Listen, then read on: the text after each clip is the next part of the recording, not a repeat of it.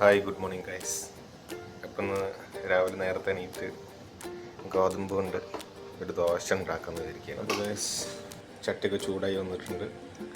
കുറച്ച് വെളിച്ചെണ്ണയൊക്കെ വേണ്ട ഒഴിച്ചെടുത്ത് സെറ്റാക്കി എടുത്ത് നോക്കാം. ഒന്ന് കറക്കി കുറേ കാലമായി ഉണ്ടാക്കിയിട്ട് ദോശ ഉണ്ടാക്കിയിട്ട് ടച്ചൊക്കെ വിട്ടുപോയി. ശരിയാക്കി എടുക്കാൻ പറ്റുമോ നോക്കട്ടെ. അവിടെ ഉമ്മ ഉണ്ടാക്കണ പോലൊക്കെ ആവുമെന്നറിയില്ല.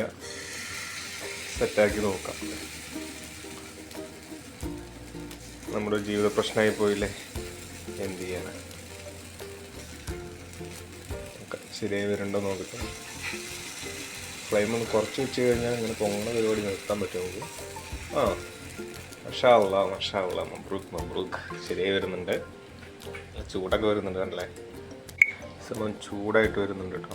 കണ്ടോ, മേലെ ഡ്രൈ ആവുന്നുണ്ട്. ഈ ഗോതമ്പിൻ്റെ പ്രശ്നമാണ്. മേലെ ജസ്റ്റ് എൻ്റെ ട്രിക്കാണ്, ഞാൻ ആർക്കും പറഞ്ഞു കൊടുക്കാറില്ല. മേലെ കൂടി ഒന്ന് തൂവി കൊടുത്തു കഴിഞ്ഞാൽ സാധനം ഒന്ന് സെറ്റായി വരും. എന്നിട്ട് നേരെ ഒന്നും മറിച്ചില്ല. ഓക്കെ, സെറ്റായി വരുന്നുണ്ട് അല്ലേ? കണ്ട സൗണ്ടൊക്കെ വരുന്നുണ്ടോ?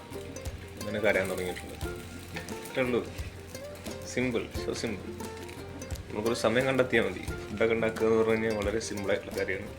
ഓക്കെ, എല്ലാവരും വീട്ടിലൊക്കെ ട്രൈ ചെയ്ത് നോക്കുക. കറി എന്ന് പറഞ്ഞാൽ നേരത്തെ കറി ഉണ്ടായിരുന്നു, ഇവിടെ ബീഫ് കറി ഉണ്ടായിരുന്നു.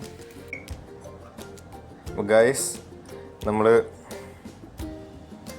ഇത് റൂമിലേക്ക് കൊണ്ടുപോകാനുള്ള ആ ഒരു സമയം എനിക്കില്ല. ഇത് ഇവിടെ നിന്ന് തന്നെ ഇരുന്ന് കഴിക്കാൻ തോന്നുന്നു. നമ്മൾ വീട്ടിലൊക്കെ അമ്മമാരുണ്ടാക്കുമ്പോൾ നമ്മൾ ആ അടുക്കളയുടെ ഓരത്തിരുന്നിട്ട് അപ്പോൾ തന്നെ ഇരുന്ന് കഴിക്കില്ല, ലൈവായിട്ട്. നമ്മുടെ ഫസ്റ്റ് തട്ടുകടയാണല്ലോ നമ്മുടെ വീട്ടിലത്തെ അടുക്കള.